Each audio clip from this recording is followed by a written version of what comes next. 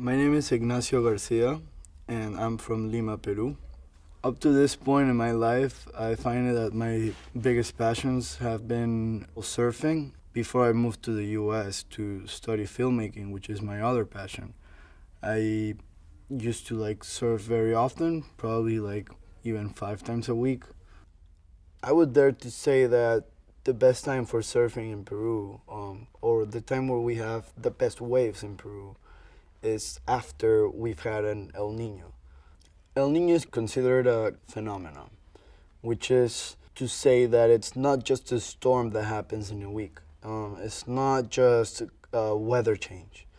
And it's certainly not what the Peruvian meteorologists are saying. It's just a warm air blob or something like that.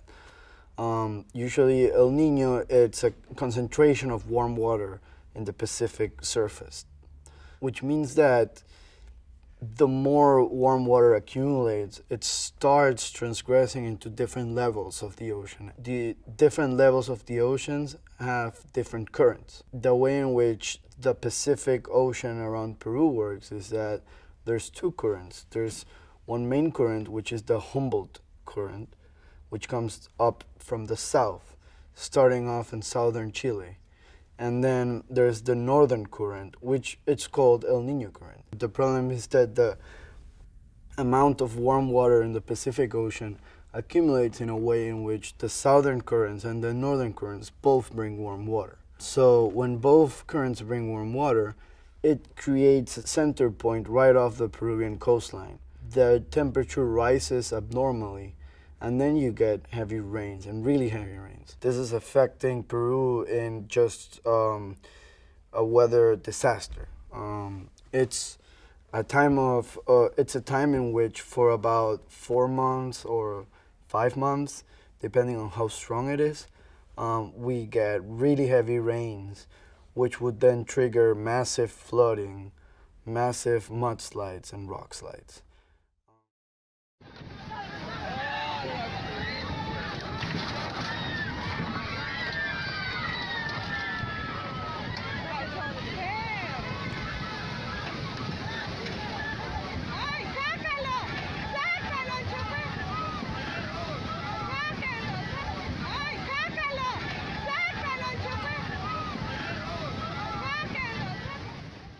For you can see how unprepared we are.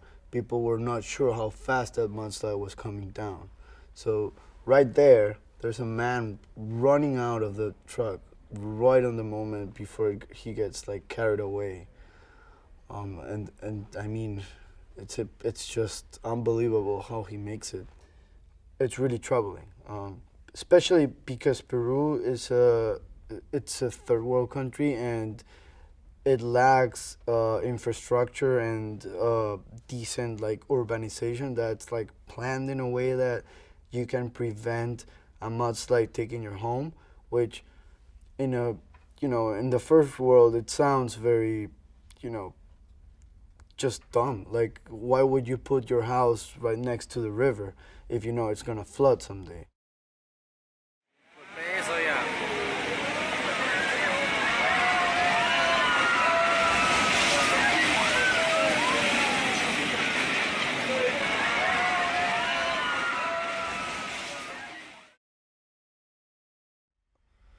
Wow, it's a very scary, powerful image. It's a very clear example of how a lot in Peru is built without any actual investigation of the land and where it is being built. As you can see, the land where this was built was absolute dirt.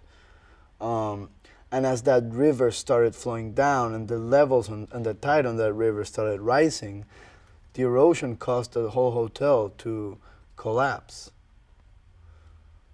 So, I mean, it almost talks by itself. It's not only scary, but I mean, it's just a proof of how not investing your money right. It just might cost you your whole life.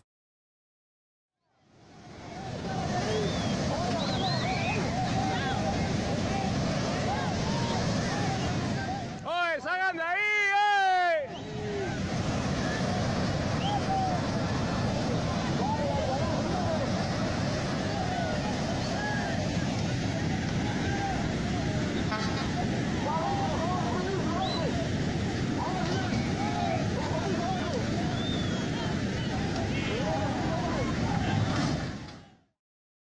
the Huayco in Punta Hermosa, which is the river, the dried river of Punta Hermosa, through which we've had a mudslide come through in '97, started working once again after 20 years.